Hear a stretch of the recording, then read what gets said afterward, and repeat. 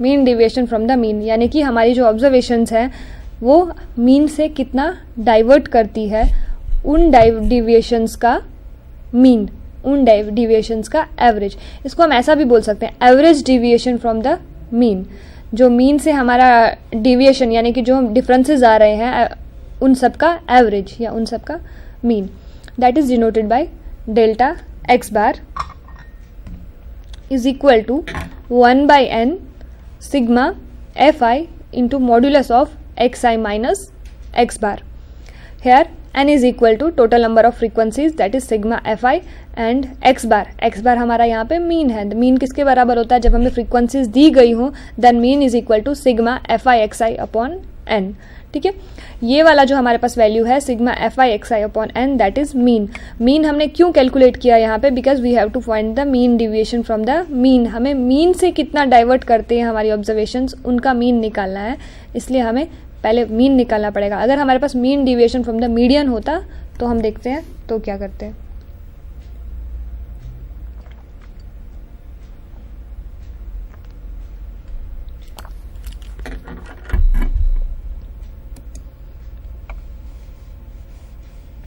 Similarly, if m is the median of the frequency distribution, then the mean deviation from the median is given by, अभी हमने देखा अगर delta x बार sorry जो हमारा x बार है that is ये क्या था यहाँ पे? Mean of the frequency distribution था, क्योंकि हमें यहाँ पे mean deviation from the mean find करना था, इसलिए हमें x बार चाहिए था। यहाँ पे हमें चाहिए mean deviation from the median, so we require m, capital M। तो capital M that is median of the frequency distribution. Suppose if M is the median of the frequency distribution then mean deviation from the median, तो median से कितना divert होता है that is given by delta M।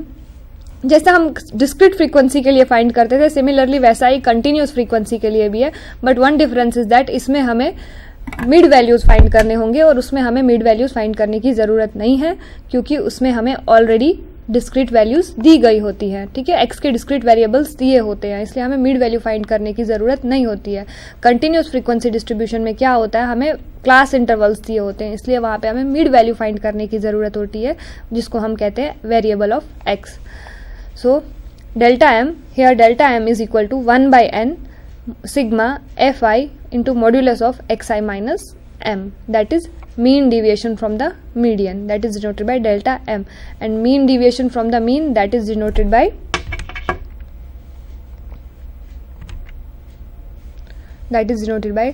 delta x bar।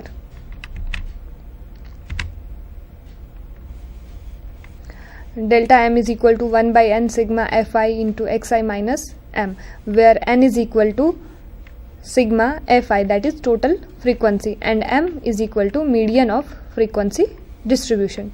जो भी हमारे पास frequency दी गई है उनका मीडियन, जो भी हमारे पास डेटा दिया गया है फ्रीक्वेंसी डिस्ट्रीब्यूशन डेटा उसका median, that is denoted by capital M। Now our first example is the weight of 10 individuals are as follow. The find the mean deviation from the mean for the data. The weights of 10 individuals that is given. What we have to find? We have to find the mean deviation from the mean of the data. Mean deviation from the mean. So first of all we have to calculate mean, because what we have to find? We have to find mean deviation from the mean. From the mean that means we have to first calculate the mean. हमें देखना है कि हमारा जो observations हैं वो हमारा जो मीन है उससे कितना डाइवर्ट करती हैं। ठीक है, तो उसके लिए पहले हमें मीन चाहिए होगा, मीन निकालना पड़ेगा। ठीक है, तो हमारे पास ये अनग्रुप्ड है। ठीक है, ये देखो यहाँ पे फ्रीक्वेंसीज नहीं दी गई है, डायरेक्ट डेटा दिया गया, that means it is ungrouped data. तो अनग्रुप्ड डेटा के लिए मीन किसके बराबर होता है? First of all we have to find sum of observations that is sigma xi। तो इन सब ऑब्जर्वेशंस जो भी हमें दी गई हैं इन सब का टोटल करना है, that is 37 plus 70 plus 48 plus 50 plus 32 plus 56 plus 63 46 plus 54 and plus 44, that is equal to sigma xi। मतलब जिसका कि जो भी x की वैल्यूज हैं जो वेरिएबल्स हैं उन सब का total that is equal to 500। इन सब का हम टोटल करते हैं तो हमारे पास आएगा वो 500 and n, that means number of observations 1 2 3 4 5 6 7 8 9 and 10. So we have total observations 10, so n is equal to 10. Then we know that mean is equal to x bar is equal to sigma xi upon n. हमें पता है mean किसके बराबर होता है, जो सभी observations दी गई हैं उन सब का total, that is sigma X I, ये सभी ऑब्जर्वेशंस का sum, that is sigma X I divided by N, that means number of observations.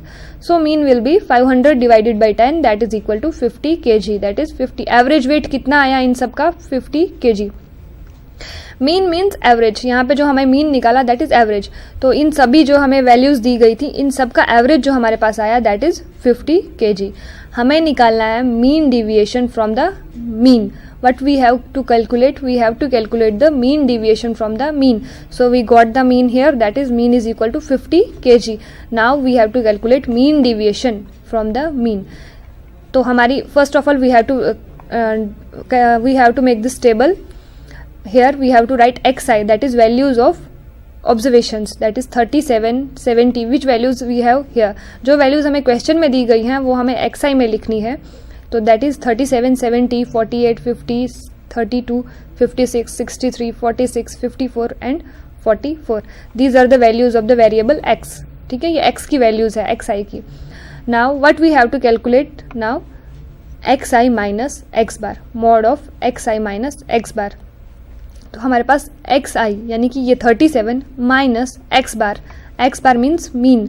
हर एक ऑब्जर्वेशन जो हमारे पास दी गई है यानी कि हर एक वैल्यू जो xi की हमारे पास दी गई है उसमें से हमें क्या माइनस करना है, ये मीन माइनस करते जाना है. ठीक है, first is 37, that is value of xi. 37 minus mean is 50.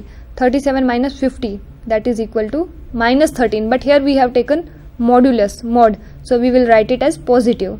ठीक है, हमने मॉड लिया है यहाँ पे, इसलिए जो भी हमारे पास माइनस भी वैल्यू आए या प्लस भी वैल्यू आए we have to write it as positive. ठीक है, तो 37 में से 50 माइनस करेंगे we will get minus 13, but because of mod we will write is 13. Second is 70, xi की वैल्यू 70 है तो xi माइनस x बार, तो 70 minus 50 that is 20. Next is 48, 48 minus 50 that is mod of 2, that is equal to 2. Next is 50 minus 50 that is equal to 0. Similarly we have to subtract these all 50 from all these values. ठीक है, हमें 50 इन सभी values से subtract करते जाना है और हमें इसका एक वैल्यूज आती जाएंगी. ठीक है, 13 20 2 0 18 6 13 4 4 and 6. These are the values of modulus of xi minus x bar. इन सब की ये वैल्यूज आ गई. Now we have to find the total. तो टोटल हुआ 86. इन सब वैल्यूज का total 86, that means sigma of xi minus x bar that will be 86.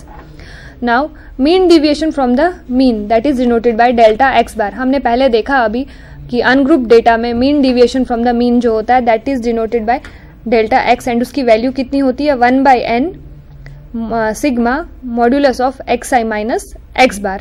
ठीक है, तो 1 by n here is n कितना हमारे पास यहाँ पे 10, क्योंकि 10 ऑब्जर्वेशंस है तो n हमारे पास 10 है, तो that is and sigma xi minus x bar, यानी कि सिग्मा मीन्स टोटल ऑफ किसका, mod of xi minus x bar. यहाँ पे mod of xi minus x bar दिया गया है इन सभी वैल्यूज का total that is 86.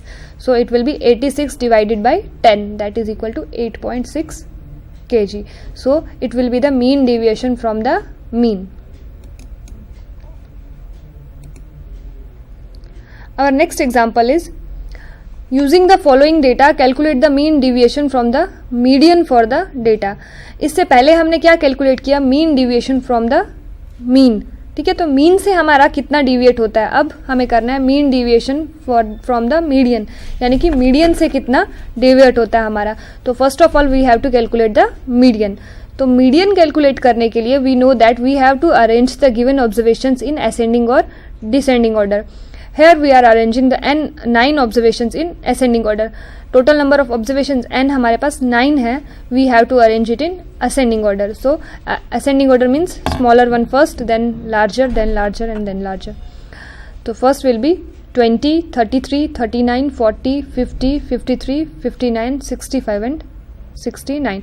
We arrange these observations in ascending order, ठीक है, क्योंकि मीडियन फाइंड करने के लिए हमें फर्स्ट ऑफ ऑल जो भी गिवन सेट ऑफ ऑब्जर्वेशंस दिया होता है उनको असेंडिंग या डिसेंडिंग ऑर्डर में लिखना होता है, ठीक है, सीक्वेंस में लिखना होता है, असेंडिंग या डिसेंडिंग में, ठीक है. Here we are writing this observation in ascending order, यहाँ पे हमने असेंडिंग ऑर्डर में लिखा. Now here n is equal to 9, that means total number of observations जो हमारे पास यहाँ पे हैं that is 9. 1 2 3 4 5 6 7 8 and 9. Here n is equal to 9 which is an odd integer. हमें ये पता है कि अगर हमें मीडियन निकालना हो तो ऑड इंटीजर के लिए अलग फॉर्मूला है एंड इवन इंटीजर के लिए अलग फॉर्मूला है, ठीक है. तो जो भी हमारे पास वैल्यूज दी हों, ऑड नंबर ऑफ वैल्यूज है, n is equal to odd, तो हमें ऑड वाला फॉर्मूला लगाना पड़ेगा, that is median is equal to n plus 1/2, ठीक है. तो अगर इवन होता तो हमारे पास दूसरा फॉर्मूला था 1/2 into n plus 1/2 into n/2, ठीक है, ऐसा वाला फॉर्मूला था. तो अगर हमें इवन दिया हो तो हमें उसका फॉर्मूला लगाना है, अगर हमें ऑड दिया है तो उसका formula. Here it is odd so we have to write this formula, median m is equal to n plus 1/2 observation, that is n हमारे पास 9 है तो 9 plus 1/2 that is 10/2. 10/2 means fifth observation. तो हमें चेक करना है फिफ्थ ऑब्जर्वेशन कौन सी है, first, second, third, fourth and fifth. So our fifth observation is 50. तो हमारे पास जो मीडियन आया दैट इज 50, ठीक है. तो अब हमें क्या कैलकुलेट करना है, mean deviation from the median, यानी कि हर ऑब्जर्वेशन जो दी गई है हमारे पास उसको हम किसमें उसमें से क्या सब्ट्रैक्ट करना होगा, ये मीडियन, ठीक है, क्योंकि xi माइनस m ये हमें चाहिए होता है फॉर्मूला में, इसलिए हमें हर ऑब्जर्वेशन में से ये मीडियन सब्ट्रैक्ट करना पड़ेगा, ठीक है. तो मीडियन हमारे पास आया 50, remember this, median is 50. Now we have to draw this table. First here we have to write the observations. ऊपर हम लिखेंगे xi में जो xi के वेरिएबल्स दिए हैं, जो ऑब्जर्वेशंस दी है. फर्स्ट वन इज 20, 33, 39, 40, 50, 53, 59, 65, 69, ठीक है. We have to write the values of variable corresponding values of x variable. Now in the next row we have to write modulus of xi minus m, sorry here it is m. तो xi minus m हमें यहाँ पे लिखना है. m हमारे पास कितना है, ऊपर हमने कैलकुलेट किया, m हमारे पास है 50, ठीक है. तो हमें 50 में से यहाँ पे बाय मिस्टेक x बार है, हियर इट इज m. तो हमें 50 में modulus of xi minus m, यानी कि हर जो हमारे पास मीडियन आया है उसको xi में से माइनस करते जाना है. तो 20 minus 50 that is equal to minus 30, because but we are taking here modulus, so we will write it as 30. Similarly 33 minus 50 that will be 17. 39 minus 50 that will be 11. 40 minus 50 that will be 10. Similarly we have to subtract 50 from all these observations. जो भी हमारे पास values of x हैं, xi की हैं, उन सब में से हमें मीडियन हमारा कितना आया 50 माइनस करना पड़ेगा, और जो वैल्यूज आएंगी वो हमें नीचे वाले कॉलम रो में लिखनी होंगी, ठीक है. And after that we have to calculate the total of this values, और लास्ट में इन सभी वैल्यूज का जो टोटल होगा वो यहाँ पे लिखना है, that is 114.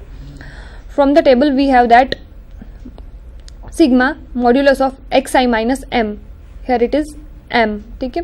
Modulus of xi minus m is equal to 114, ठीक है. इन सब का जो टोटल आया, इन सभी वैल्यूज का, xi माइनस x बार का जो मॉड्यूलस है उन सब वैल्यूज का जो टोटल आया that is 114. Also n is equal to 9. Number of observations कितनी है हमारे पास, 9 है, ठीक है. Now we have the formula for mean deviation from the median, that is equal to m delta m is equal to 1/n sigma xi modulus of xi minus m, ठीक है. जो हमारे पास यहाँ पे टोटल आया, ठीक है, दैट इसको हम बोलते हैं sigma modulus of xi minus m. ये divided by number of observations that is n.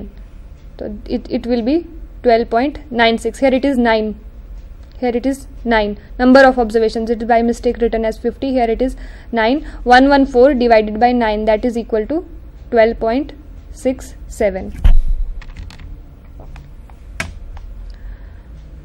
Find the mean deviation from the mean of data. अभी तक हमने जो फाइंड किया वो हम किसके लिए फाइंड कर रहे थे,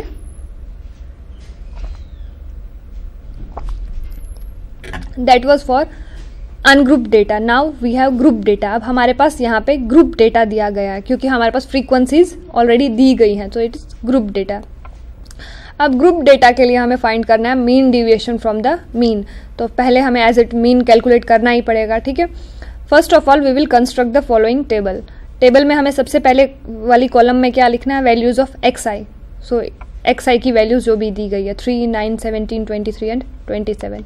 इन the next column we have to write the corresponding frequencies.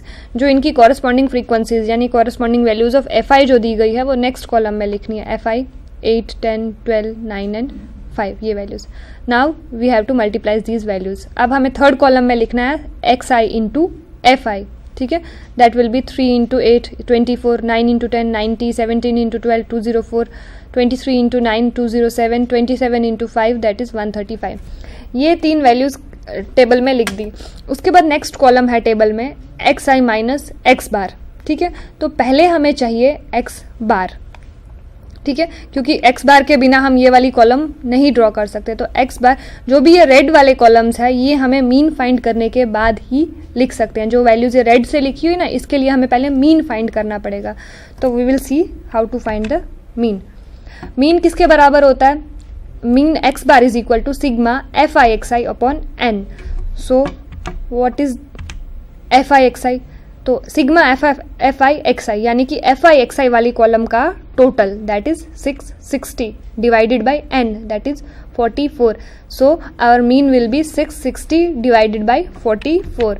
तो 660 divided by 44 that is equal to 15. किसके बराबर होता है, 15 के बराबर. ठीक है, so we will see here 14 आया. ठीक है, now we have to calculate x I minus x bar.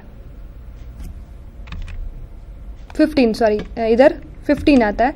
तो 15 में से सॉरी एक्स आई माइनस एक्स बार, तो एक्स आई मीन्स 3 माइनस 15 हमें एक्स बार आ गया. अब हमें हर जगह पे एक्स बार में 15 लिख देना है. ठीक है, 15 हमने कैलकुलेट कर दिया. अब हम ये कॉलम और ये कॉलम में वैल्यूज डालेंगे. ठीक है, first is X I minus x bar, तो 3 minus 15 that is minus 12. Then 9 minus 15 that is minus 6. Now 17 minus 15 that is 2. 23 minus 15 that is 8 and 27 minus 15 that is 12. ठीक है, तो एक्स आई माइनस एक्स बार का column हमारे पास आ गया ये. ठीक है, now here we have the values in minus. यहाँ पे ये दो वैल्यूज माइनस में दी है, so we have to take the mod. हमें वैसे भी मॉड ही लेना होता है, मॉड्यूलस लेना होता है.